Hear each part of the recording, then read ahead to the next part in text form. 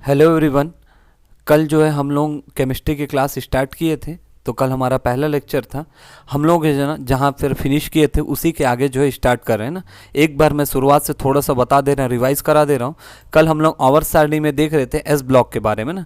और S block में बताया तो टोटल कितने वर्ग आते हैं बोलने से 2 वर्ग आते हैं। ठीक है। तो एस ब्लॉक में देखोगे तो टोटल एलिमेंट कितने हैं बोलने से टोटल तत्व जो है 13 है। ठीक है। और कितने वर्ग आते हैं बोलने से वर्ग 1 और वर्ग 2 आता है। ठीक है। तो एस ब्लॉक जो है वर्ग 1 और वर्ग 2 के तत्वों से मिलकर बना होता है, जिसमें से जो है वर्ग 1 है ना, वर्ग 1 में जो है हाइड्रोजन को छोड़कर जो है ना सभी के सभी तत्व क्या है, धातु है। ठीक है। सभी के सभी जो है तत्व धातु है।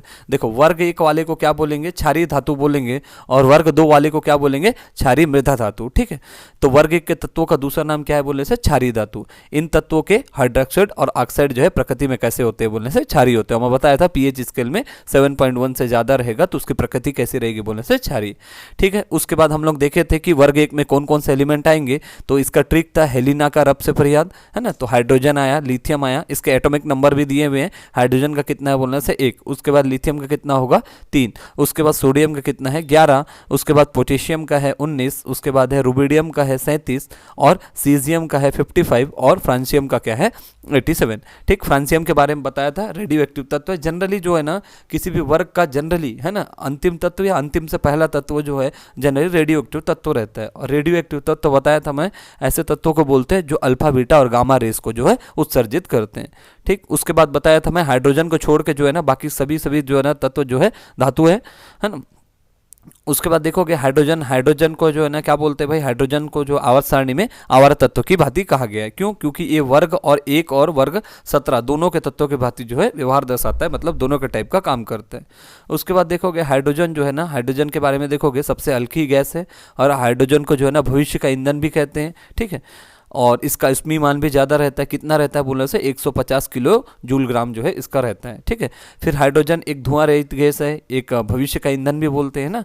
हाइड्रोजन आवर्त सारणी का एक ऐसी अकेली अधातु है जिसमें न्यूट्रॉन जो है अनुपस्थित होते हैं। फिर मैं हाइड्रोजन के बताया था समस्थानिक वगैरह बताया था मैं। ठीक। संबारिक वगैरह। उसके बाद अगला देखोगे, अगला जो हमारा तत्व है लिथियम, है ना। लिथियम के बारे में याद रखोगे, लिथियम जो है सबसे हल्का तत्व है। इसका प्रयोग किसके लिए करते हैं बोले से लिथियम आयन की बैटरी वगैरह सुने होगे तो इसका प्रयोग बैटरी बनाने में होता है। उसके बाद अगला तत्व है सोडियम। सोडियम के बारे में बताया था मैं कि सोडियम जो है एकदम फ्लेक्सिबल रहता है, इसको चाकू की सहायता से भी आसानी से काट सकते हैं। ये कहाँ कहाँ मिलता है देखो, मिलता है तो ये आपको समुद्री पानी में है ना, समुद्री सी वाटर में मिलेगा। उसके बाद इसका यूज कहाँ कहाँ करेंगे, सबसे पहले सोडियम लैंप है ना, सोडियम लैंप बनाने में। उसके अलावा जो है खाने का सोडा हो गया, कास्टिक सोडा हो गया। उसके बाद जो है खाने का सोडा हो गया, कास्टिक सोडा हो गया, खाने का नमक हो गया, बोरेक्स हो गया, ये सब बनाने में जो है ये सहायक देता है। तो सोडियम के बारे में लचीली धातु समुद्री पानी में मिलेगा, है ना। इसका उपयोग सोडियम लैंप में, खाने का सोडा, कास्टिक सोडा, है ना। उसके बाद जो है खाने का नमक और बोराक्स वगैरह में यूज होता है। ठीक है। उसके बाद पोटेशियम के बारे में देखोगे, पोटेशियम भी जो है फ्लेक्सिबल एलिमेंट है, फ्लेक्सिबल जो है मेटल है, धातु है। इसको भी चाकू की सहायता से आसानी से काटा जा सकता है। याद रखना पोटेशियम और सोडियम, है ना, पोटेशियम और सोडियम के बारे में एक चीज याद रखोगे, दोनों के दोनों ना बहुत ज्यादा ना क्रियाशील धातु है ना। इसलिए इनको जो है अच्छे से पन्नी वन्नी सब चीजों को ढक वक के रखा जाता है ना, जो प्रयोगशाला वाले क्षेत्र में, ताकि जो है ना यदि इनको भी थोड़ा सा भी प्रकाश वगैरह मिल गया या कुछ भी चीज मिल गए तो तुरंत रिएक्ट कर लेता है। तो सोडियम और पोटेशियम जो है उच्च क्रियाशील धातु है और इनके तापमान को रेगुलेट करने के लिए क्या करते हैं, इसको मिट्टी के तेल में डुबो कर रखा जाता है। ठीक। उसके बाद देखोगे पोटेशियम नाइट्रेट, है ना, पोटेशियम नाइट्रेट इसको क्या बोलते हैं, सॉल्ट पेपर के नाम से भी जाना जाता है। इसका यूज कहाँ करते हैं बोलने से गन पाउडर में। सीधा क्वेश्चन आएगा पोटेशियम नाइट्रेट का यूज क्या है, इसको जो है ना सॉल्ट पेपर के नाम से भी जाना जाता है। इसका यूज जो है गन पाउडर बनाने में। उसके बाद बताया था पादपों के लिए जो प्लांट्स रहते हैं उसके लिए जो है पोटेशियम यूज रहता है। पादप के लिए और क्या क्या रहेगा बोले से सोडियम रहेगा, पोटेशियम रहेगा और फास्फोरस जो है प्राथमिक उपयोगी तत्व है। उसके बाद आगे देखेंगे रुबिडियम, है ना। रुबिडियम से क्या होता है, जो स्किन इंफेक्शन संबंधी चीजें होते हैं। उसके बाद देखोगे सीजियम, है ना, सीजियम का यूज कहाँ करेंगे, परमाणु घड़ी बनाने में होता है और ये जो है सबसे विद्युत धनी तत्व है ना, मोस्ट इलेक्ट्रो पॉजिटिव है ना, वो है। एलिमेंट है। उसके बाद फ्रांसियम देखोगे, फ्रांसियम मैं बताया था, जनरली बताया था कोई सा भी वर्ग का अंतिम तत्व या अंतिम से पहला तत्व कैसा रहता है बोलने से रेडियो एक्टिव। तो फ्रांसियम क्या है, इस वर्ग का अकेला रेडियो एक्टिव तत्व है।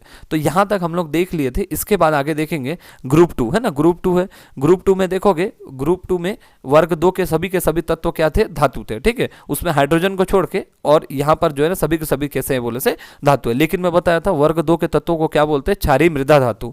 वर्ग 1 को क्या बोलते हैं, क्षारीय धातु, और वर्ग 2 के तत्वों को क्षारीय मृदा धातु। अब इसका जो ट्रिक क्या है बोलने से, बेटा मांगे कार स्कूटर बाप रोए, ठीक है। बेटा मांगे कार स्कूटर बाप रोए, ठीक। तो मतलब इसमें क्या होगा, बी से बेटा, बेटा मतलब क्या होगा, बेरिलियम है ना, बेरिलियम। उसके बाद इसका परमाणु क्रमांक है, वही बताया था 2 8 8 18 18 32, यही ट्रिक लगेगा। तो कितने हैं वो देख लेना एक बार, ठीक है। तो सबसे पहले है बेरिलियम है ना, बेरिलियम देखोगे एटॉमिक नंबर कितना है, 4। उसके बाद बेटा के बाद है मांगे है ना, मांगे मतलब मांग से मैग्नीशियम याद रखोगे, इसका कितना है बोलने से 12।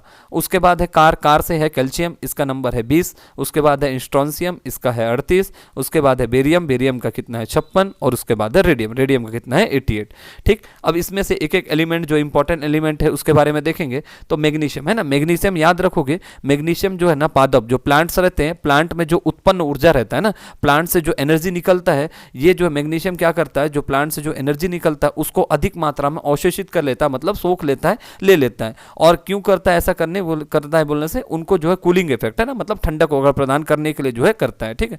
पहला चीज याद रखोगे, पादपों में जो है ना मैग्नीशियम क्या करता है, उनसे जो ऊर्जा निकलती है अधिक मात्रा में अवशोषित कर लेता है। कारण क्या रहता है, उन्हें कूलिंग इफेक्ट है, ठंडक वगैरह प्रदान करने के लिए।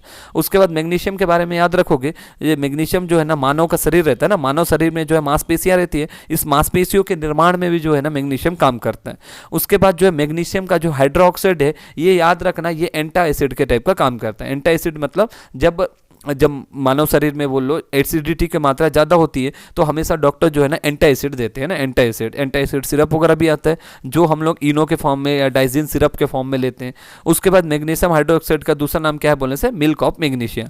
इसका पीएच मान कितना होता है बोलने से, वही देखो 1 से लेकर 14 तक रहेगा है ना स्केल में। 7 का पार्ट क्या है, उदासीन है। इससे पहले का प्रकृति कैसा रहता है बोलने से, एसिडिक अम्लीय रहता है। और इसके बाद का प्रकृति कैसा रहता है बोलने से, क्षारीय रहता है, ठीक। इसीलिए जो है जनरली क्षारीय चीजें देते हैं। अम्लीय ज्यादा रहेगा तो क्या होगा, अपोजिट में क्या देना पड़ेगा, क्षारीयता की मात्रा ज्यादा देनी पड़ेगी।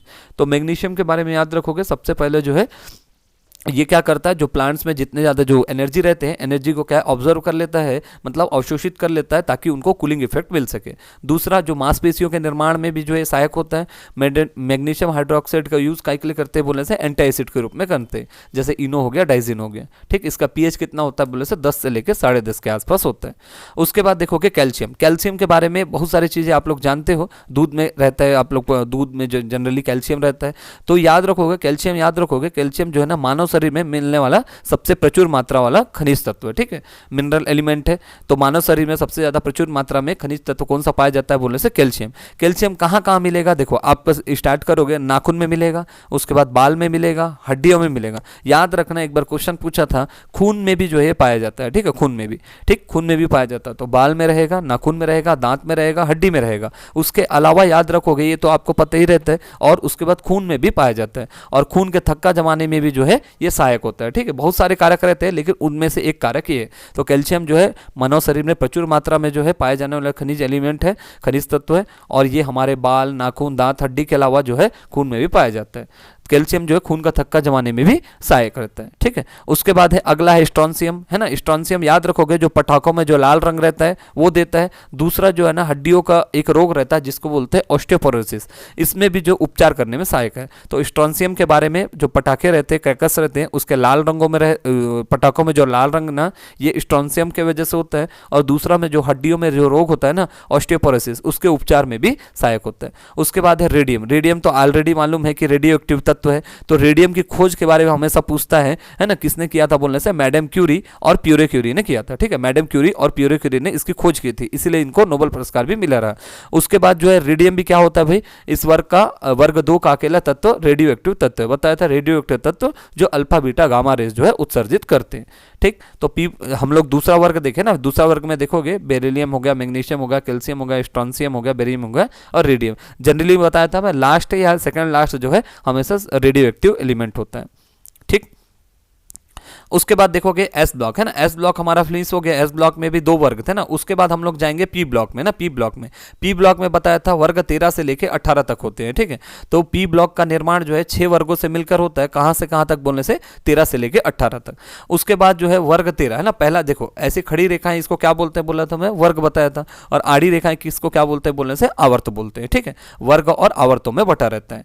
तो जो वर्ग 13 है, वर्ग 13 एक एक वर्ग देखते जाएंगे तो वर्ग 13 के तत्वों का नाम क्या है बोलने से बोरान परिवार। देखो जैसे मैं दिखा रहा हूं वर्ग 13, ये वाला वर्ग 13 है। इसमें देखो पहले है सबसे बोरान है ना, बोरान है सबसे पहले। तो देखो वर्ग 13 के तत्वों का नाम क्या है, बोरान परिवार। जनरली ये परिवार नाम देने का मतलब क्या है, जो वर्ग में पहला एलिमेंट रहेगा जनरली उसी के नाम से जाना जाता है।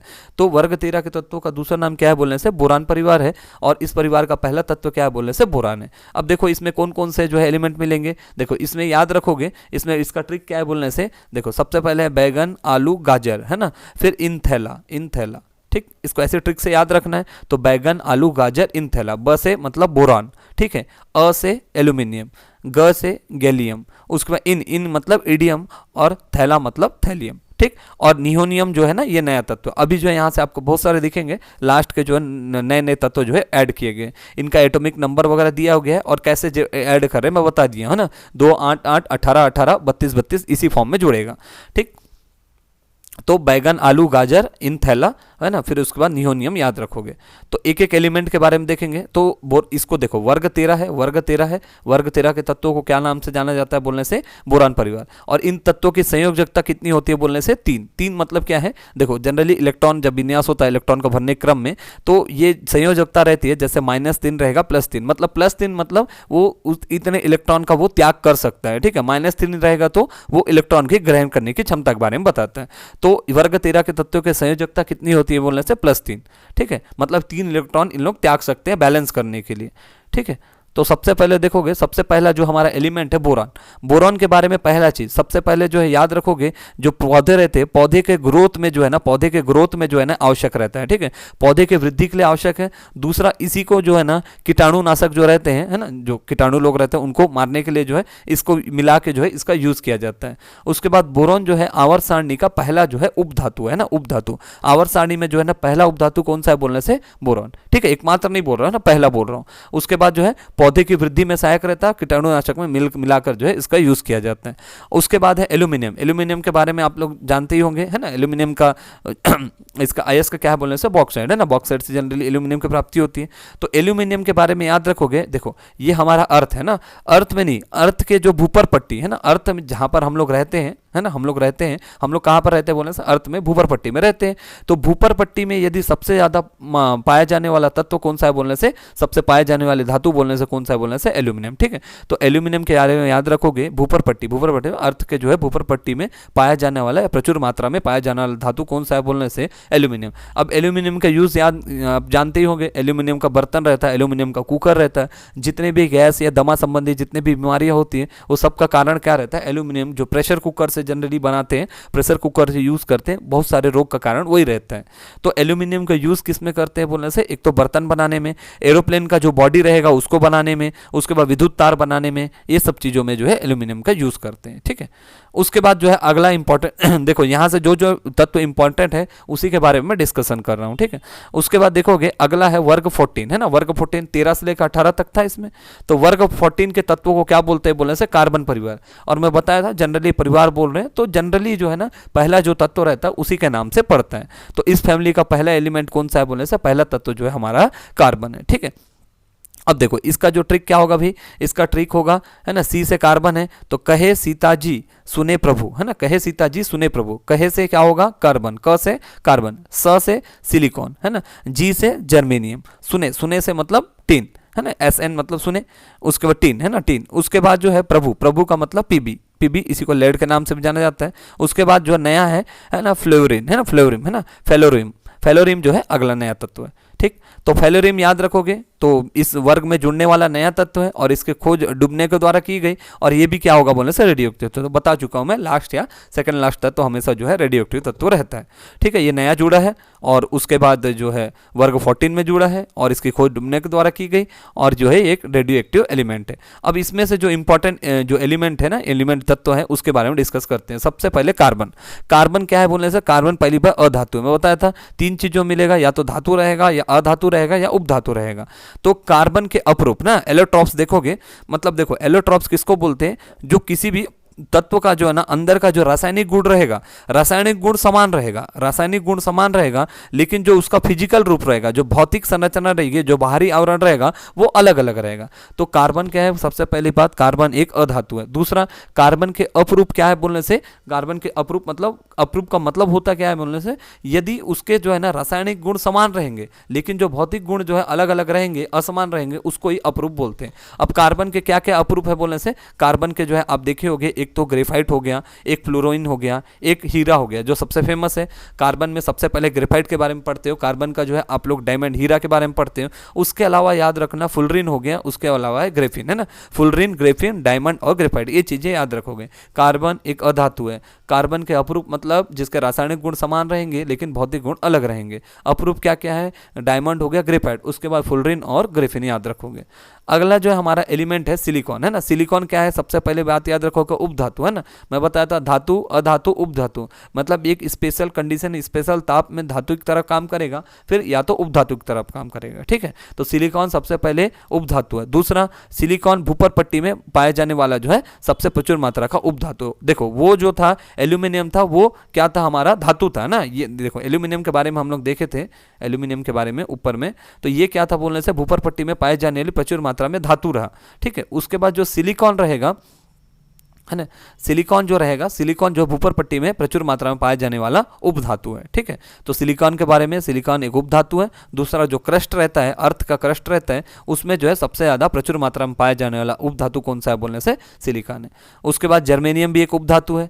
उसके बाद टीन देखोगे ना, टीन तो आप छत्तीसगढ़ में जानते हो, टीन उत्पादन में छत्तीसगढ़ का फर्स्ट प्लेस है। टीन छत्तीसगढ़ में कहाँ कहाँ मिलता है बोलने से, एक तो सुकमा में मिलेगा, उसके बाद दंतेवाड़ा में मिलेगा, दंतेवाड़ा में वही कटे कल्याण, बचेली वगैरह में मिलता है। उसके बाद सुकमा में गोविंदपाल, चितलनार, मुंडपाल, ये सब में मिलता है। ठीक है, तो टीन जो है, टीन का प्रयोग काहे के लिए बोलते, किस लिए करते हैं बोलने से, जितने भी जो कोल्ड ड्रिंक वगैरह रहेंगे, कैन वैन जो रहता है, उसका जो है ना, जो सॉफ्ट ड्रिंक के जो कैन वैन रहते हैं, उसको बनाने में यूज करते हैं। टीन क्या है बोलने से, टीन एक धातु है। ठीक है, टीन की प्राप्ति कहाँ से होती है बोलने से, कैसेट्राइट से प्राप्ति होती है। ठीक, उसके बाद जो है अगला जो तत्व है बोलने से, अगला जो हमारा तत्व है बोलने से लेड, है ना, लेड, है ना। लेड, लेड से क्या होता है बोलने से, लेड से जो है मिनी माता रोग कहलाता है। ठीक है, लेड से होने वाला रोग को क्या बोलते हैं, मिनी माता। ठीक है, तो क्या होता है इससे, जो हमारा न्यूरॉन सिस्टम है ना, जो हमारा तंत्रिका तंत्र है, ब्रेन के जो सेल्स है ना, ब्रेन के सेल्स को क्या बोलते हैं बोलने से, तंत्रिका तंत्र बोलते हैं ना, तंत्रिका कोशिका रहता है, वो पूरा जो है हमारा न्यूरॉन सिस्टम जो है खराब हो जाता है। तो लेड से पहली बात से होने वाला रोग कौन सा है बोलने से, मिनी माता रोग। मिनी माता रोग में क्या होगा, जो ब्रेन संबंधी जो है, जो न्यूरॉन सिस्टम है, तंत्रिका तंत्र है, वो खराब हो जाता है। लेड और कहाँ कहाँ मिलता है बोलने से, एक तो चॉकलेट में मिलेगा, उसके बाद लिपस्टिक में भी पाया जाता है। उसके बाद लेड जो है आवर्त सारणी का एकमात्र धातु है जो विद्युत का कुचालक है ना, मतलब विद्युत का फ्लो जो है अच्छी तरीके से नहीं होता या उसका विरोध करता है, एक तरीके से बोल सकते हैं। तो लेड के बारे में, लेड जो है, इससे लेड से होने वाला रोग कौन सा बोलने से, मिनी माता रोग। इससे तंत्रिका तंत्र प्रभावित होगा, चॉकलेट लिपस्टिक में मिलेगा। उसके अलावा ये आवर्त सारणी का एकमात्र धातु है जो विद्युत का कुचालक है। ठीक, तो हम लोग 13, 14, अब अगला जो है हम लोग वर्ग देखेंगे, वर्ग नंबर 15। वर्ग नंबर 15 जो है ना, इसको क्या बोलते हैं बोले से, नाइट्रोजन परिवार, या इसी को निकोजन परिवार के नाम से भी जाना जाता है। तो वही है। अब देखो इसकी वैलेंसी कितनी रहेगी बोलने से, +5 - 3। +5 - 3 मतलब जो इलेक्ट्रॉन, या तो इन लोग 5 इलेक्ट्रॉन त्याग कर सकते हैं या 3 इलेक्ट्रॉन ग्रहण कर सकते हैं। तब जो है इनका जो आउटर लेयर जो है ना, क्या होगा, वो बराबर होगा, वैलेंस होगा, बराबर होगा। ठीक है, या तो 5 त्याग कर दे या तो 3 को ग्रहण कर ले। ठीक है, तो इनकी वैलेंसी कितनी होती है बोलने से, संयोजकता +5 - 3। अब देखो इसमें क्या होता है, जो वर्ग 15 है ना, वर्ग 15 में सब प्रकार के मिलेंगे। आपको मैं बताया था जो पी ब्लॉक है, तो पी ब्लॉक में क्या रहता है, जनरली धातु, उपधातु, है ना, अधातु, धातु और उपधातु तीनों चीज मिलता है। ठीक है, तो वर्ग 15 में देखोगे, वर्ग 15 में जो है ना, सबसे पहले देखो देखो ये जो है ना, सबसे पहले मैं एलिमेंट में दिखा दे रहा हूँ, ठीक है, क्या क्या एलिमेंट है। सबसे पहला एलिमेंट है नाइट्रोजन, उसके बाद है फास्फोरस, ठीक है। देखो इसमें इसका ट्रिक क्या है, पहले ये देख लो।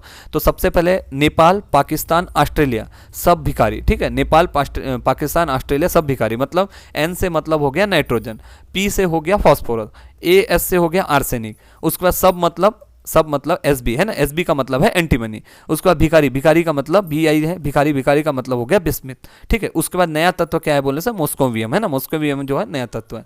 तो देखो इसमें जो देखोगे तो इसमें जो है ना दो तत्व है ना, दो तत्व कौन कौन से, एक तो नाइट्रोजन और एक फास्फोरस है। इसके बारे में थोड़ा सा याद रखना है। नाइट्रोजन और फास्फोरस जो है ना, दोनों के दोनों अधातु है, दोनों के दोनों अधातु है। उसके बाद जो है हमारा आर्सेनिक और एंटीमनी है ना, आर्सेनिक हो गया, ये देखो आर्सेनिक हो गया, और एंटीमनी ये जो है दोनों दोनों ना उपधातु है ना, आर्सेनिक और एंटीमनी जो है उपधातु है। उसके बाद जो है ना बिस्मिथ देखोगे, बिस्मिथ जो है धातु है, बिस्मिथ जो है धातु है। तो तीन चीज याद रखना, देखो अधातु, उपधातु और धातु कौन कौन से हैं, एक तो नाइट्रोजन और फास्फोरस जो है अधातु है, उसके बाद आर्सेनिक और एंटीमनी जो है उपधातु है, और उसके बाद बिस्मिथ जो है धातु है, ठीक है। तो ट्रिक क्या रहेगा, नेपाल, पाकिस्तान, ऑस्ट्रेलिया सब भिखारी, एन से नाइट्रोजन है ना, पी से हो गया फास्फोरस, ए एस से हो गया आर्सेनिक, सब का मतलब हो गया एंटीमनी है ना, बी आई मतलब भिखारी, मतलब क्या हो गया बिस्मिथ, ठीक है। फिर मॉस्कोवियम जो है ना नया एलिमेंट है, ठीक है। अब देखोगे अगला जो इसी में एलिमेंट में जो हम लोग नाइट्रोजन के बारे में देख रहे हैं, देखो जो जो एलिमेंट जो है ज़्यादा इंपॉर्टेंट है, जहाँ से क्वेश्चन जहाँ जनरली आते ही है, तो उसके बारे में खासकर मैं बता रहा हूँ। तो सबसे पहले देखोगे नाइट्रोजन, नाइट्रोजन देखोगे जो नाइट्रोजन गैस है ना, सबसे पहले नाइट्रोजन और मैं बताया था फास्फोरस, दोनों के दोनों अधातु है। तो नाइट्रोजन जो गैस होता है ना, नाइट्रोजन गैस जितने भी हम लोग जो है फास्ट फूड टाइप की चीज़ें खाते हैं, जैसे चिप्स हो गया, लेस हो गया, कुरकुरे हो गया, ये सब वाले पैकेटों में जो है ना नाइट्रोजन गैस भरा जाता है। जनरली नाइट्रोजन गैस का उपयोग जो है ना जो फूड प्रोडक्ट रहते हैं ना, उनको प्रिजर्व करने के लिए हम लोग करते हैं, ताकि लंबे समय तक वो अच्छे क्वालिटी में बने रहे बोल के। तो नाइट्रोजन गैस का यूज़ कहाँ पर करते हैं बोलने से, नाइट्रोजन गैस का यूज़ जो है जितने भी जो चिप्स पैकेट वगैरह हो गए है ना, चिप्स पैकेट हो गए या आपके जो कुरकुरे पैकेट हो गए, ये सब में करते हैं। उसके बाद जो है नाइट्रोजन गैस को जो है ना वाहनों के टायर में भी भरते हैं ना, वाहनों के जनरली देखना जो एरोप्लेन के टायर वगैरह रहते हैं, तो वहाँ पर जो है ना एरोप्लेन के टायर वगैरह में हीलियम और नाइट्रोजन के जो है ना गैस को भरा जाता है। लेकिन याद रखना जो हीलियम वगैरह रहता है वो जो है ना जनरली हम लोग सर्दियों के मौसम में भरते हैं, और नाइट्रोजन गैस वगैरह जो रहता है वो गर्मियों के मौसम में भरते हैं, ठीक है। तो नाइट्रोजन को वाहनों के टायरों में भी भरा जाता है। उसके बाद जो है ना इसी से ना नाइट्रोजन गैस से अमोनिया है ना, अमोनिया NH3 है, इसको बनाने की विधि को क्या बोलते हैं बोलने से हैबर विधि बोला जाता है। तो हैबर विधि कुछ नहीं है, नाइट्रोजन गैस से जो है अमोनिया बनाने के निर्माण की प्रक्रिया को हैबर विधि के नाम से जाना जाता है। तो नाइट्रोजन पहली बात एक अधातु है। नाइट्रोजन गैस का उपयोग जितने भी चिप्स पैकेट वगैरह रहते हैं, कुरकुरे रहते हैं, उसमें उसको खराब होने से बचाने के लिए जो इसको गैस भरते हैं। उसके बाद जो है ना नाइट्रोजन गैस को जो वाहनों के टायर वगैरह में भरते हैं, उसका हीलियम को भी भरते हैं, लेकिन याद रखना ठंडी और गर्मी मौसम में। उसके बाद नाइट्रोजन से जो है ना अमोनिया निर्माण की प्रक्रिया को क्या बोलते हैं बोलने से हैबर मेथड बोलते हैं। उसके बाद देखोगे उसके बाद जो है अगला जो है हम लोग देखते हैं फास्फोरस, ठीक है। तो फास्फोरस क्या है बोलने से, फास्फोरस भी बताया था, नाइट्रोजन हो गया, फास्फोरस हो गया, दोनों के दोनों अधातु है। उसके बाद फास्फोरस जो है ना हमारे हड्डियों में जो है ना ये कैसे पाया जाता है बोलने से, कैल्शियम फॉस्फेट के रूप में पाया जाता है, ठीक है। डायरेक्टली नहीं पाया जाता, ये कैल्शियम फॉस्फेट CaPO4 है ना, इसका फॉर्मूला रहता है, तो कैल्शियम फॉस्फेट के रूप में पाया जाता है। उसके बाद है आर्सेनिक है ना, आर्सेनिक क्या है बोलने से, आर्सेनिक एल्बम जो है एक होम्योपैथी दवाई भी है ना। इसका यूज़ जनरली इम्यूनिटी वगैरह बनाने के लिए किया जाता है। कोरोना के पीरियड में देखना ये वाला दवाई जो है बहुत ज़्यादा मतलब इसका स्टॉक वगैरह जाम हो गया था, ताकि जो है मतलब मालूम था कि इम्यूनिटी बूस्टर के रूप में भी रहते हैं। तो आर्सेनिक पहली बात याद रखोगे ये क्या है बोलने से, एक उपधातु है ना, और इसके समस्थानिक है ना, याद रखना इसका समस्थानिक का यूज़ जो है ना, जो ब्रेन ट्यूमर रहता है, ब्रेन ट्यूमर के उपचार में सहायक है, ठीक है। तो आर्सेनिक पहली बात याद रखोगे एक उपधातु है, इसके समस्थानिक मतलब जिसके परमाणु क्रमांक जो है समान रहते हैं, बताया था, एक संभारिक रहता है, एक समस्थानिक रहता है। तो आर्सेनिक पहली बात याद रखोगे एक उपधातु है। दूसरा इसका समस्थानिक जो है ना आर्सेनिक 74, इसका यूज़ किसके लिए करते हैं बोलने से, जो ब्रेन ट्यूमर के इलाज में करते हैं। उसके बाद देखोगे एंटीमोनी है ना, एंटीमोनी देखो मैं आपको शुरुआत में बताया था, यहाँ पर देखो शुरुआत के दो जो है आपके अधातु, उसके बाद ये दोनों उपधातु, उसके बाद ये जो है हमारा बिस्मिथ जो है धातु है ना, धात्विक गुण है। उसके बाद है एंटीमनी। एंटीमनी भी उपधातु है। इसका उपयोग किसके लिए करते हैं? सेमीकंडक्टर के रूप में करते हैं ना, सेमीकंडक्टर के रूप में। उसके बाद देखोगे बिस्मिथ है ना, बिस्मिथ याद रखोगे, बिस्मिथ जो है भूरे रंग की एक चमकदार धातु है। इसका यूज किसके लिए करते हैं? जितने भी कॉस्मेटिक प्रोडक्ट रहते हैं उसको बनाने में करते हैं। तो बिस्मिथ जो है भूरे रंग का होता है, भूरे रंग का एक चमकदार धातु है ना, ये भी धातु है, याद रखोगे। उसका यूज कहाँ करते हैं बोलने से? कॉस्मेटिक प्रोडक्ट को बनाने में करते हैं। तो 13, 14, 15 है ना, 15 वर्ग तक हो गया। उसके बाद 16वां वर्ग है ना, 16वां वर्ग को क्या बोलते हैं बोलने से? ऑक्सीजन वर्ग बोलते हैं। पिछले वाले को नाइट्रोजन बोले थे है ना, और इसको क्या परिवार के नाम से जाना जाएगा बोलने से? ऑक्सीजन परिवार, या इसको चाल्कोजन परिवार के नाम से जाना जाता है। अब देखो इसमें कौन कौन से एलिमेंट होते हैं पहले वो देख लेते हैं। तो देखो यहाँ पर क्या है, इसका ट्रिक क्या है? सबसे पहले ओल्ड है ना, स्टाइल से TPO, ओ से क्या होगा? ऑक्सीजन, स्टाइल से सल्फर, एस से सल्फर है ना, से मतलब सेलेनियम है ना, फिर उसको टी से टेलुरियम, उसका पी से पोलोनियम। पोलोनियम के बारे में आगे बताऊंगा मैं। इसके सबसे ज़्यादा जो है समस्थानिक होकर है, ठीक है। तो देखो सबसे पहले ओ से क्या है? ऑक्सीजन। ऑक्सीजन का कितना है? परमाणु क्रमांक 8। सल्फर का कितना है? 16। सेलेनियम का कितना है? 34। टेलेरियम का कितना है? 52। उसके बाद पोलेनियम का कितना है? 84। उसके बाद लिवोर्मिनियम का कितना है? 116। तो सबसे पहला एलिमेंट ऑक्सीजन है ना। ऑक्सीजन देखोगे नॉर्मल O है तो नेकेड मतलब खाली है। O2 है मतलब ऑक्सीजन के 2 परमाणु जुड़े हुए हैं है ना, तो ये O2 मतलब ऑक्सीजन गैस हो गए है ना। उसके बाद O3 मतलब ओजोन गैस हो गया, ठीक है, O3 ओजोन। तो ऑक्सीजन क्या है भैया? ऑक्सीजन एक अधातु है, ठीक है, ऑक्सीजन अधातु है। उसके बाद अगला जो है हमारा एलिमेंट देखोगे सल्फर है ना। सल्फर के बारे में इंपॉर्टेंट, सल्फर पहली बात एक अधातु है। दूसरा, घर में जितने भी प्याज लहसुन होते हैं उससे जो सेंट आता है ना, जो दुर्गंध आता है, उसका कारण क्या रहता है? उसमें सल्फर का होना, ठीक है। उसके बाद जो हाइड्रोजन सल्फाइड है ना, हाइड्रोजन सल्फाइड मतलब जहाँ पर जनरली ये क्या होता है? एक सल्फर का यौगिक होता है ना, जिसमें हाइड्रोजन के साथ मिलकर बनता है, और इसमें जो है ना सड़े अंडे जैसे जो है इसमें दुर्गंध आती है, ठीक है, सड़े अंडे जैसे दुर्गंध आती है। तो सल्फर के बारे में, सल्फर पहली बात अधातु है। दूसरा, जो घर में प्याज और लहसुन से जो दुर्गंध आता है उसका कारण सल्फर का होना ही है। हाइड्रोजन सल्फाइड क्या होता है बोलने से? जो सड़े अंडे जैसे दुर्गंध आती है। उसके बाद सेलेनियम है ना। सेलेनियम के बारे में, सेलेनियम पहली बात एक धातु है। जितने भी जो है ना प्रिंटिंग इंडस्ट्री है, छपाई उद्योग में जो है ना इसको यूज करते हैं सेलेनियम का। उसके बाद टेलुरियम। टेलुरियम क्या है बोलने से? टेलुरियम एक उपधातु है, ठीक है। उसके बाद पोलोनियम है ना। पोलोनियम के याद रखोगे, पोलोनियम का बताया था मैं। तो अभी तक जो है ना इसके ज्ञात जो है ना, ज्ञात कितने वो देखो पोलोनियम क्या है? पहली बात तो ये रेडियो एक्टिव एलिमेंट है, मतलब जिससे अल्फा बीटा गामा रेज उत्सर्जित होगा। दूसरा, पोलोनियम के बारे में याद रखोगे, पोलोनियम के ना सबसे ज़्यादा समस्थानिक है।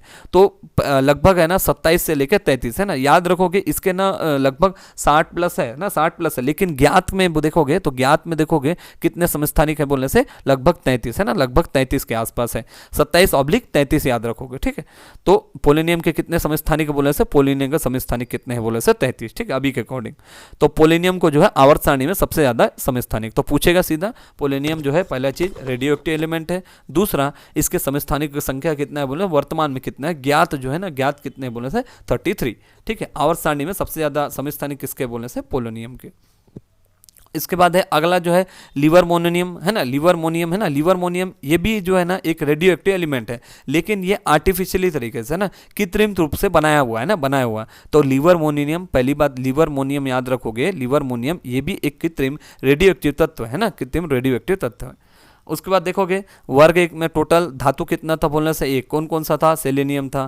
फिर अधातु कौन कौन से थे बोलने से? ऑक्सीजन और सल्फर थे। उपधातु कौन थे बोलने से? टेलुरियम थे। रेडियो एक्टिव एलिमेंट जो है अभी हम लोग देख लिए थे, एक तो पोलोनियम था और लिवरमोनियम, दो थे, ठीक है। लिवरमोनियम के बारे में याद रखोगे, ये कृत्रिम रूप से है ना, कृत्रिम रूप से।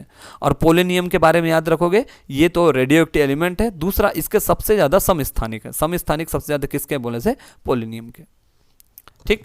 उसके बाद देखोगे वर्ग 17। तो वर्ग 17 के दूसरा नाम क्या है बोलने से? हेलोजन परिवार है ना। देखो हेलोजन में जो है ना, हेलोजन, ये हेलो, HALO, हेलो का मतलब होता है सॉल्ट या नमक है ना। जेन का मतलब होता है निर्माण करना। जनरली ये जो है जनरली ये जुड़ते हैं तो जुड़ के जो है सॉल्ट का निर्माण करते हैं। तो इस ग्रुप 17 है ना, वर्ग 17 का दूसरा नाम क्या है? हेलोजन। हेलोजन में हेलो का मतलब क्या होता है? सॉल्ट या नमक, और जेन का मतलब क्या होता है? निर्माण करना। तो जनरली इन लोग क्या करते हैं? जनरली इन लोग जो है सॉल्ट का ही निर्माण किसी न किसी फॉर्म में करते हैं। तो जो है ना देखो इसका ट्रिक क्या है भाई? फिर कल बाहर आई अंटी है ना, फिर कल बाहर आई अंटी। फिर से क्या होगा? फ्लोरीन। कल से क्या होगा? क्लोरीन। बाहर से क्या होगा? ब्रोमीन। आई से क्या होगा? आयोडीन। अंटी से क्या होगा? एस्टेटाइन, ठीक है। फिर उसके बाद जो है टेनेसाइन जो है ये नया एलिमेंट जुड़ा हुआ है, ठीक। तो देखो fluorine, chlorine, bromine, iodine, astatine और टेनेसाइन, ठीक है। ये छह एलिमेंट है, याद रखोगे। तो इसको क्या नाम से जाना जाता है? इसको हेलोजन परिवार के नाम से जाना जाता है ना। हेलोजन का मतलब होता है, हेलो का मतलब नमक या सॉल्ट, और जेन का मतलब होता है निर्माण करना, ठीक है। तो देखो वर्ग 17 के जो सभी तत्व जो है सल्फर है ना, सल्फर से अभिक्रिया करके क्या करते हैं? हैलाइड का निर्माण करते हैं। जैसे फ्लोरीन है ना, फ्लोरीन जो है हैलाइड से निर्माण करके जो है ना, जो जितने भी एलिमेंट रहेंगे वो सल्फर से अभिक्रिया करके, सल्फर से जुड़ के जो है हैलाइड का निर्माण करते हैं। देखो फ्लोरीन जो है उससे जुड़ता है तो क्या बनेगा? फ्लोराइड बनेगा। क्लोरीन से क्लोराइड बनेगा, ब्रोमीन से ब्रोमाइड बनेगा, आयोडीन से आयोडाइड बनेगा, एस्टेटाइन से एस्टेटाइड बनेगा। वर्ग 17 के सभी तत्वों की संयोजकता कितनी होती है बोलने से? -1। -1 मतलब इन लोग ग्रहण करने वाले हैं ना, ग्रहण करने, एक इलेक्ट्रॉन ग्रहण करने वाले हैं, ठीक है। उसके बाद फ्लोरीन देखोगे, फ्लोरीन आवर्त सारणी का सबसे विद्युत ऋणात्मक तत्व है, ठीक। उसके बाद एस्टेसाइन के बारे में याद रखोगे, वर्ग 17 में जुड़ने वाला नया तत्व, वही बताया था। जनरली लास्ट के रहेंगे तो इन लोग क्या रहेंगे? रेडियो एक्टिव एलिमेंट रहेंगे। उसके बाद देखो क्लोरीन है ना, क्लोरीन के बारे में पहली बात जो क्लोरीन है ना, क्लोरीन पाउडर याद आप लोग पढ़े भी होंगे, देखे भी होंगे। क्लोरीन का उपयोग काहे के लिए करते हैं भाई? पीने का पानी या स्विमिंग पूल का ना पानी को सफाई करने में करते हैं। तो इनका एक रेशियो रहता है, उसके हिसाब से कितना पानी में कितने मिलाना है बोल के। तो क्लोरीन का यूज़ एक तो पीने का पानी और स्विमिंग पूल में जो है पानी की सफाई करने के लिए करते हैं। और जो है ना ये ब्लीच जो करते हैं ना, ब्लीच का मुख्य कंपोनेंट है। तो ब्लीच का मुख्य घटक क्या होता है बोलने से? ब्लीच का मुख्य घटक होता है सोडियम हाइड्रोक्लोराइड है ना, NaOCl। क्लोरीन का ही क्या है? एक यौगिक है, ठीक है। उसके बाद जो है कृत्रिम वर्षा, तो सिल्वर आयोडाइड है ना, सिल्वर आयोडाइड का यूज किसके लिए करते हैं बोलने से? कृत्रिम वर्षा, आर्टिफिशियल रेन। जो 1984 में भोपाल गैस कांड हुआ था तो उसमें जो है मतलब वो सब उसको रोकने के लिए जो है ना आर्टिफिशियल रेन, कृत्रिम वर्षा का प्रयोग यूज किया गया, ठीक है। तो याद रखोगे सिल्वर आयोडाइड है, सिल्वर आयोडाइड का यूज किस लिए करते हैं बोलने से? एक तो कृत्रिम वर्षा कराने में करते हैं, ठीक।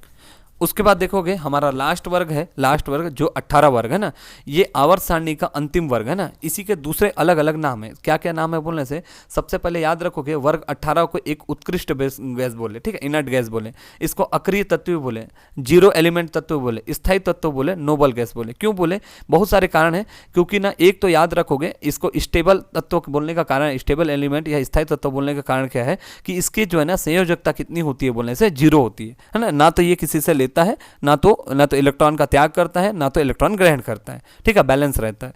तो वर्ग 18 के सभी तत्वों की संयोजकता कितनी होती है बोलने से? 0 या 0 होती है। और ये सभी के सभी कैसे में पाए जाते हैं बोलने से? जितने भी जो यहाँ के एलिमेंट होंगे वो गैसीय अवस्था में पाए जाते हैं, ठीक है, गैसीय अवस्था में पाए जाते हैं। अब कौन कौन सा एलिमेंट है भाई देख लेते हैं। देखो सबसे पहले ये वाला सुने होंगे, ही ना और करीना है ना, ही ना और करीना का एक्सरे रंगीन, ठीक है, ही ना और करीना का एक्सरे रंगीन। और जो ओजी जो है ऑर्गेनेसन जो है ये अपना नया तत्व है, ठीक है। हीना और करीना का एक्सरे रंगीन, ठीक है, ये याद रखो। ही से क्या हो गया? हीलियम। ना से क्या हो गया? नियॉन। अ से क्या हो गया? आर्गन। करीना से क्या हो गया? क्रिप्टॉन। जेड से क्या हो गया? जेनॉन। आर से क्या हो गया? रेडॉन, ठीक है। फिर ऑर्गेनेजॉन जो है हमारा नया तत्व है, ठीक है। ये सभी के सभी को क्या बोलते हैं? नोबल गैस बोलते हैं, स्थायी तत्व बोलते हैं, अक्रिय तत्व बोलते हैं, उत्कृष्ट गैस बोलते हैं, जीरो एलिमेंट के नाम से जाना जाता है। तो वर्ग 18 के तत्वों को याद रखोगे। सारणी का अंतिम तत्व है, इसको स्थायी तत्व भी बोलते हैं, इसकी संयोजकता 0 होती है, सभी के सभी गैस अवस्था में पाए जाते हैं, है ना। हीना और करीना का एक्सरे रंगीन। उसके बाद जो है ऑर्गेनोजॉन जो है हमारा नया तत्व है, ठीक है। उसके बाद देखोगे एक एक तत्व के बारे में। हीलियम है ना, हीलियम के बारे में सबसे पहले याद रखना, पहली बात याद रखोगे हीलियम, सबसे पहला चीज हीलियम जो है आपका जो है सबसे हल्का गैस है, ठीक है, हल्का गैस है। दूसरा चीज अज्वलनशील है, मतलब जलता नहीं है, ठीक है, अज्वलनशील है, ठीक।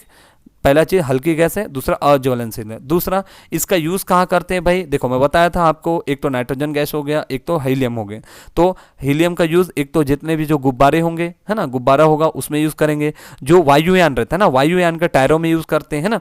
देखो सर्दियों में तो हीलियम का यूज किए, लेकिन गर्मियों में किसका किए? नाइट्रोजन का यूज करते हैं, ठीक। तो हीलियम हल्की गैस है, अज्वलनशील गैस है, गुब्बारों में यूज करेंगे। वायुयान है ना, जनरली जो एरोप्लेन का टायर वगैरह में यूज करते हैं, लेकिन सर्दियों के मौसम में। गर्मियों में किसका यूज करते हैं बोले से? नाइट्रोजन का। जो समुद्री गोताखोर होते हैं ना, जो समुद्र में जाते हैं अपने साथ ऑक्सीजन वगैरह रखे रहते हैं, तो उनके सिलेंडर में याद रखना है, उनके सिलेंडर में जो है, देखो सिलेंडर जो रहता है, ऐसा सिलेंडर रहता है, उस सिलेंडर में जो है ना 85% जो है ना आपका ऑक्सीजन रहता है और 15% जो है ना हीलियम मिलाते हैं, ठीक है, हीलियम मिलाते हैं। तो जो समुद्री गोताखोर रहते हैं उनके सिलेंडर में याद रखोगे, उनके सिलेंडर में जो है तो समुद्री गोताखोर देखोगे तो समुद्री गोताखोर के जो है सिलेंडर में क्या रहता है, 85% जो है सिलेंडर में 85% ऑक्सीजन रहेगा और 15% क्या रहेगा बोलने से हीलियम रहेगा। हीलियम याद रखना मानव शरीर, मानव का जो खून रहता है उसमें न घुलने वाला गैस भी है, ठीक है। उसके बाद देखोगे अगला जो है हमारा नियॉन। नियॉन गैस जो है ना याद रखोगे जितने भी जो विज्ञापन बोर्ड होते हैं ना, एडवर्टाइजमेंट बोर्ड रहते हैं, उसमें हम लोग यूज़ करते हैं। इसको मैजिकल गैस भी बोला जाता है, विज्ञापन बोर्ड में यूज़ करेंगे मैजिकल गैस या जादुई गैस भी बोलते हैं, है ना। एयरपोर्ट सिग्नल हो गया, एयरपोर्ट हो गया, सिग्नल हो गया, ये सब इंडिकेटर में भी इसका यूज़ करते हैं, ठीक है। उसके बाद जो है हमारा अगला है ऑर्गन, है ना। ऑर्गन, ऑर्गन के बारे में याद रखोगे, ये पर्यावरण हमारे इन्वायरमेंट में सबसे ज़्यादा पाया जाने वाला जो है नोबल गैस है। लगभग कितना मिलता है बोलने से 0.6% के आसपास मिलता है, ठीक है। इसका यूज़ किसके लिए करते हैं बोलने से, बिजली के बल्ब बनाने में, बिजली के बल्ब में जो है इसका यूज़ होता है, ठीक है। ऑर्गन के बारे में पर्यावरण में सबसे ज़्यादा पाया जाने वाला नोबल गैस है, कितना मिलता है बोलने से 0.6% के आसपास, और इसका यूज़ करते हैं बिजली के बल्ब बनाने में। उसके बाद अगला तत्व है क्रिप्टॉन, है ना। क्रिप्टॉन याद रखोगे जितने भी जो फ्लैश लैंप हो गए या फ्लोरोसेंट लाइट हो गया उसमें जो है उपयोग होने वाली गैस है ना। तो फ्लैश लैंप और जो फ्लोरोसेंट रहता है, उसका फ्लोरोसेंट लाइट रहता है, उसमें यूज होने वाली गैस कौन सी है बोलने से क्रिप्टॉन है। उसके बाद जो जेनॉन है ना, जेनॉन के बारे में याद रखोगे, इसको स्ट्रेंजर गैस बोलते हैं, विचित्र गैस बोलते हैं। जो मोबाइल कैमरा का जो पीछे का लाइट, जो फ्लैश वाला लाइट रहता है, उसमें जो है जेनॉन गैस को यूज करते हैं, ठीक है। जेनॉन गैस के बारे में याद रखोगे, इसको स्ट्रेंजर गैस या विचित्र गैस के नाम से जाना जाता है। जो मोबाइल कैमरा का जो फ्लैश रहता है, फ्लैश में जो है इसको यूज करते हैं। उसके बाद रेडॉन, है ना। रेडॉन याद रखोगे जो हमारा पर्यावरण है, इन्वायरमेंट है, इसमें सबसे कम पाए जाने वाला गैस है। क्योंकि देखो ये मिलता कहां से बोलने से, एक तो जब ज्वालामुखी उद्गार होगा तब आएगा, या तो भूकंप वगैरह आएगा ना तब। तो ज्वालामुखी उद्गार और भूकंप से ना उत्सर्जित होने वाला गैस कौन सा है बोलने से रेडॉन। तो रेडॉन के बारे में पर्यावरण में सबसे कम मात्रा में पाया जाने वाला है। और इसका उत्सर्जन कैसे होता है, जब ज्वालामुखी का फटता है या भूकंप के दौरान, इसी दौरान जो है इसका उत्सर्जन होता है। इसका यूज कहाँ कहाँ करते हैं हम लोग, यूज करते हैं एक्सरे मशीन में ना, और जो कैंसर रोगियों के लिए जो रेडियोथेरेपी होता है उसके दौरान यूज करते हैं। एक तो एक्सरे मशीन में यूज करते हैं और दूसरा जो है हम लोग रेडियोथेरेपी वगैरह में भी यूज करते हैं, ठीक। अब देखोगे इंपॉर्टेंट पॉइंट वगैरह, देखो दो तीन चीज याद रखना, एक तो हमारा अर्थ, एक तो हमारा ब्रह्मांड, है ना। देखो ये ब्रह्मांड हो गया, एक हो गया अर्थ हो गया। फिर अर्थ में भी जो है हम लोग कहाँ रहते हैं बोलने से, क्रस्ट में, भूपर पट्टी में रहते हैं। तीन चीज अलग अलग है, ठीक है। तो देखो सबसे पहले पूछा कि क्रस्ट में ना, क्रस्ट में मतलब भूपर पट्टी में पाए जाने वाली, सबसे ज्यादा पाए जाने वाली धातु कहाँ है। क्रस्ट मतलब हमारा भूपर पट्टी, तो पृथ्वी के क्रस्ट में पाए जाने वाले सबसे ज्यादा धातु कौन सा है बोलने से, वो बताया था एल्यूमिनियम था। उसके बाद पृथ्वी में पूरा ओवरऑल पृथ्वी में सबसे ज्यादा पाए जाने वाले धातु तत्व कौन सा है बोलने से, तत्व है हमारा ऑक्सीजन, ठीक। तत्व देखो वो धातु था, ये तत्व है। तो क्रस्ट में जो है भूपर पट्टी में सबसे ज्यादा पाए जाने वाली धातु कौन सा है बोलने से, एल्यूमिनियम। पृथ्वी में सबसे ज्यादा पाया जाने वाला तत्व कौन सा है बोलने से, ऑक्सीजन। उसके बाद पूरे ब्रह्मांड में सबसे ज्यादा पाया जाने वाला तत्व कौन सा है बोलने से, हाइड्रोजन, ठीक, हाइड्रोजन। तो हाइड्रोजन ब्रह्मांड में पाया जाने वाला सबसे ज्यादा तत्व है। पृथ्वी में सबसे ज्यादा पाया जाने वाला तत्व क्या है बोलने से, ऑक्सीजन। भूपर पट्टी में पाया जाने वाला धातु क्या है बोलने से, एल्यूमिनियम। उसके बाद जो है नाइट्रोजन है, नाइट्रोजन के बारे में याद रखो कि हमारा जो इन्वायरमेंट है ना, इन्वायरमेंट में सबसे ज्यादा पाया जाने वाला तत्व कौन सा है बोलने से, नाइट्रोजन है, ठीक है, नाइट्रोजन। उसके बाद देखोगे आवर्त सारणी का सबसे हल्का तत्व कौन सा है, शुरुआत हाइड्रोजन है। और उसके बाद हल्की धातु क्या है बोलने से, लिथियम, है ना। तो हल्का तत्व क्या है, तत्व जो है हमारा हाइड्रोजन है, और हल्की धातु जो है क्या है बोलने से, लिथियम है। और सबसे भारी धातु क्या होगा बोलने से, ऑस्मियम, है ना, ऑस्मियम। तो देखो दो तीन चीज, सबसे पहले हल्का तत्व क्या होगा, हाइड्रोजन। हल्की धातु क्या होगा, लिथियम। उसके बाद सबसे भारी धातु या भारी तत्व क्या होगा, ऑस्मियम, है ना, ऑस्मियम, ठीक। हल्की गैस कौन सा है बोलने से, हीलियम। अभी पढ़े थे हम लोग, हीलियम का यूज गुब्बारे वगैरह भरने में, है ना, वायुयान का टायर वगैरह में भरने में यूज करते हैं। उसके बाद जो गोताखोर का जो सिलेंडर रहता है जिसमें 85% जो ऑक्सीजन रहता है और 15% हीलियम मिक्स करके डालते हैं, ठीक है। उसके बाद देखोगे जो रेडॉन हो गया, है ना, रेडॉन के बारे में अभी देखे थे हम लोग, है ना। रेडॉन कहाँ पर आता है बोले तो, सबसे कम मात्रा में पर्यावरण मिलता है जब ज्वालामुखी का उद्गार होगा या तो जो है भूकंप होगा, उस दौरान जो है ये उत्सर्जित होता है, ठीक है। उसके बाद देखोगे रेडॉन तो सबसे भारी जो है नोबल गैस है। उसका प्लेटिनियम है ना, प्लेटिनम जो है ना, प्लेटिनम सबसे कठोर तत्व या कठोर धातु है, ठीक है। हीरा जो है सबसे कठोर अधातु, देखो हीरा जो है कठोर अधातु है, लेकिन प्लेटिनम जो है सबसे कठोर तत्व या कठोर धातु है, ठीक है। तो हीरा जो है, हीरा याद रखोगे कठोर अधातु है। उसके बाद उत्कृष्ट धातु, उत्कृष्ट गैस नहीं बोल रहा हूँ ना, है ना, ये उत्कृष्ट गैस में हीलियम, नियॉन, रेडॉन, जेनॉन ये सब आएंगे। उत्कृष्ट धातु बोलेगा तो उत्कृष्ट धातु या स्थायी धातु कौन कौन से बोलने से, एक तो गोल्ड मतलब सोना, सोना, उसके बाद चांदी, उसके बाद है प्लेटिनियम। ठीक है, तो प्लेटिनियम के बारे में सबसे कठोर तत्व या कठोर धातु है ना, वो कठोर अधातु कौन सा है बोलने से हीरा। उसके बाद उत्कृष्ट धातु और उत्कृष्ट गैस अलग अलग है, तो उत्कृष्ट धातु कौन सा है बोलने से गोल्ड हो गया एक, तो उसके बाद चांदी हो गया है ना, सोना चांदी और प्लेटिनियम। उसके बाद जो है आवर्त सारणी का सबसे भारी कृत्रिम तत्व, कृत्रिम तत्व मतलब ये प्राकृतिक रूप से नहीं मिलता, इसको तैयार किया जाता है, ठीक है, लैब में। तो आवर्त सारणी का सबसे भारी कृत्रिम तत्व कौन सा है बोलने से यूरेनियम है ना। यूरेनियम जो है हमारा सबसे कठोर जो है आर्टिफिशियली एलिमेंट है। आवर्त सारणी का सबसे भारी प्राकृतिक तत्व कौन सा है बोलने से प्राकृतिक भारी तत्व जो है यूरेनियम है। ठीक है, हाँ। उसके बाद देखोगे कुछ गुण धर्म देख लोगे आवर्त सारणी का। आवर्त सारणी का जो है ना सबसे पहले जो है ना आवर्ती गुण मतलब जो पीरियोडिक प्रॉपर्टीज क्या क्या है बोलने से सबसे पहले परमाणु त्रिज्या। तो देखो किसी भी परमाणु के केंद्र में क्या होता है, नाभिक होता है ना, नाभिक से जो यहाँ के जनरली देखो त्रिज्या का मतलब क्या होता है, एक वृत्त है, वृत्त का केंद्र है, केंद्र से यहाँ की दूरी को क्या बोलते हैं, त्रिज्या बोलते हैं। तो सेम वैसी है, परमाणु के नाभिक और बाहरी कक्ष के बीच की दूरी को क्या बोलते हैं, परमाणु के त्रिज्या बोलते हैं। तो देखो आवर्त सारणी जो मैं बताया था ऐसा रहता है, तो इसको दो तरीके से याद रखना, एक तो टॉप से नीचे, ऊपर से नीचे जाते समय, और दूसरा लेफ्ट टू राइट जाते समय। ठीक है, तो आवर्त सारणी में ऊपर से नीचे जाने पर देखो सबसे पहले परमाणु त्रिज्या का मान, आवर्त सारणी में ऊपर से नीचे जाएंगे तो परमाणु त्रिज्या का मान क्या होता है, बढ़ता है। तो देखो टोटल ऐसे वर्ग है, तो वर्ग में देखोगे ऊपर से नीचे जाएंगे तो क्या होगा, उसका त्रिज्या का मान बढ़ेगा। वही चीज लेफ्ट टू राइट जाएंगे ना, लेफ्ट टू राइट जाएंगे तो मान घटेगा। लेकिन याद रखना ये कहाँ तक होता है, 16 तक, वर्ग 16 तक होता है।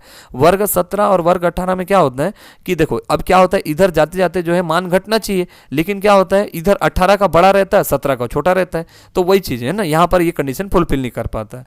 तो परमाणु त्रिज्या ऊपर से नीचे जाने पर वर्ग में ना, वर्ग में बोल सकते हो, या ऊपर से नीचे जाने पर परमाणु त्रिज्या का मान जो है बढ़ता है। वही लेफ्ट टू राइट जाओगे तो 16 तक तो जो है ना मान घटता है, लेकिन उसके बाद क्या होता है, वर्ग 18 का जो है, वर्ग 18 की परमाणु त्रिज्या वर्ग 17 की त्रिज्या से थोड़ी ज्यादा होती है, इसलिए जो है यहाँ पर थोड़ा कम रहता है। ठीक है, वर्ग 17 को बताया था मैं हेलोजन तत्व बोलते हैं, वर्ग 18 को अक्रिय गैस बोलते हैं। इसकी ये आकार में छोटे होते हैं, आकार में जो है वर्ग 17 से थोड़े बड़े होते हैं। उसके बाद आयनन विभव, आयनन विभव का मतलब क्या होता है, जो देखो किसी परमाणु के चारों ओर जो है इलेक्ट्रॉन चक्कर लगाते हैं। यदि इलेक्ट्रॉन को उसके कक्षक से हटाना है ना, इलेक्ट्रॉन को उसके कक्षक से हटाने के लिए जितना आपको ऊर्जा की जरूरत पड़ती है उसको आयनन विभव बोलते हैं। देखो एक कंडीशन होगा जब इलेक्ट्रॉन को उनके कक्षक से बाहर हटाना है, एक कंडीशन होगा जब इलेक्ट्रॉन को उनके कक्षक के अंदर लाना है। तो जो कक्षक से इलेक्ट्रॉन को हटाने की जो है ना ऊर्जा, न्यूनतम ऊर्जा, उसको क्या बोलते हैं बोलने से आयनन विभव बोलते हैं। ठीक है, आयनन विभव या आयनन ऊर्जा कहलाती है। अब देखो आयनन विभव यदि ज्यादा रहेगा तो उसका साइज जो है कम होगा ना, यदि आकार छोटा रहेगा, यदि ये भी बोल सकते हैं कि जिसका आकार जो है छोटा रहेगा तो उसका आयनन विभव ज्यादा रहेगा, या आयनन विभव ज्यादा रहेगा तो आकार जो है आपका छोटा रहेगा। तो ये इसका कंडीशन क्या है, देखो वही टॉप टू बॉटम, ऊपर से नीचे जाएंगे तो आयनन विभव का मान क्या होगा, घटेगा।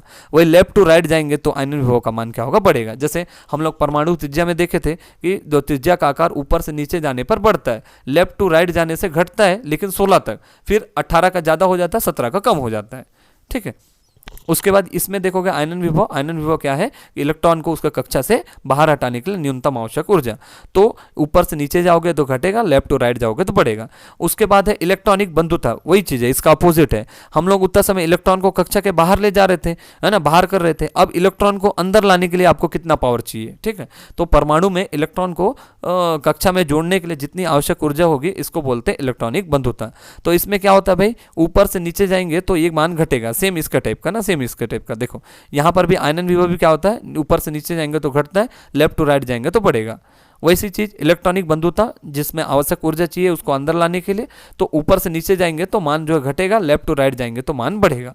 ठीक है, तो सबसे ज्यादा इलेक्ट्रॉनिक बंधुता वाला तत्व कौन सा है बोलने से याद रखोगे, क्लोरीन है ना, सबसे ज्यादा इलेक्ट्रॉनिक बंधुता वाला तत्व। सबसे कम है ना, सबसे कम जो है मतलब जिसके लिए हमको ज़्यादा एनर्जी लगाना पड़ेगा, सबसे कम जो है, सबसे कम कौन सा है बोलने से सीजियम है। सबसे कम जो है या न्यूनतम इलेक्ट्रॉनिक बंधुता वाला तत्व जो है सीजियम है, और सबसे ज़्यादा वाला कौन सा है बोलने से क्लोरीन है। उसके बाद है विद्युत धनात्मकता। विद्युत धनात्मकता मतलब इलेक्ट्रॉन, जो परमाणु है, परमाणु के इलेक्ट्रॉन को त्याग कर धनायन, देखो क्या होता है, जैसे कोई सा एलिमेंट है ए और बी, ठीक, देखो यदि ये ना 2 इलेक्ट्रॉन का त्याग करेगा तो यहाँ पर इसको आएगा +2, है ना। देखो दोनों के बीच कभी भी साझा होता है, जैसे मान लो ये इलेक्ट्रॉन दो दे सकता है ना, 2 इलेक्ट्रॉन का त्याग कर सकते हैं और इसको 2 का जरूरत है, तो माइनस का सिंबल लगा मतलब ये इलेक्ट्रॉन ग्रहण करने वाला है, भी जो है इलेक्ट्रॉन ग्रहण करने वाला है, यही +2 यहाँ पर लगा मतलब ये क्या है, इलेक्ट्रॉन का दान करने वाला, त्याग करने वाला है।